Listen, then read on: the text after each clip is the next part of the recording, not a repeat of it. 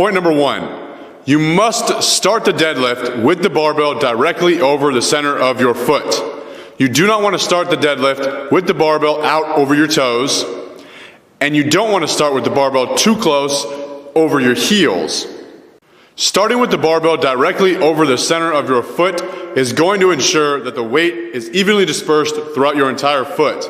This is going to ensure that you are balanced while you pull.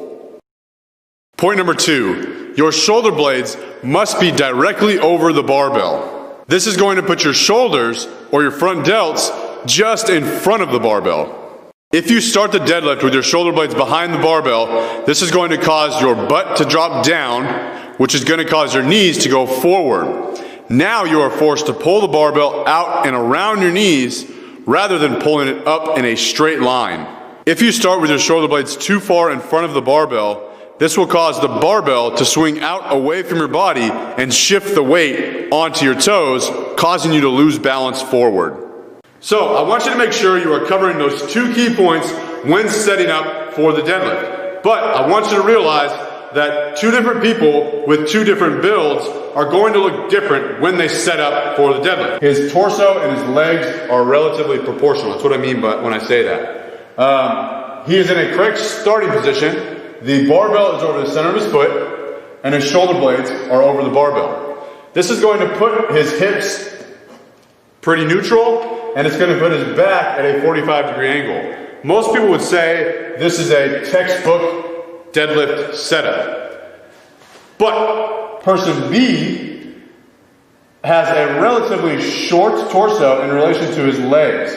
Now, this person is in a correct starting position, barbell over the center of the foot, shoulder blades over the bar. But you'll notice that their hips are much higher than person A, someone of relatively proportional build. So, hips are much higher, and this is going to put their back much more horizontal. Almost, these type of people are going to be a little more posterior chain dominant when they deadlift. They're not going to be able to use as much leg drive because the angle of their knee is open a lot more than person A or person C. Which brings me to person C. Now, this person has a relatively long torso and short legs.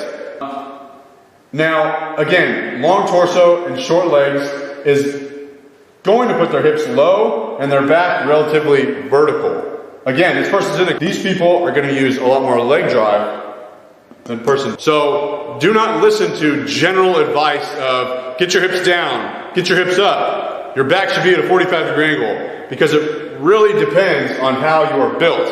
And it hurts my ears to hear people telling someone built like person B to get your butt down and squat the weight up. You're using all back. When in reality, I realize that these pictures are all exaggerated.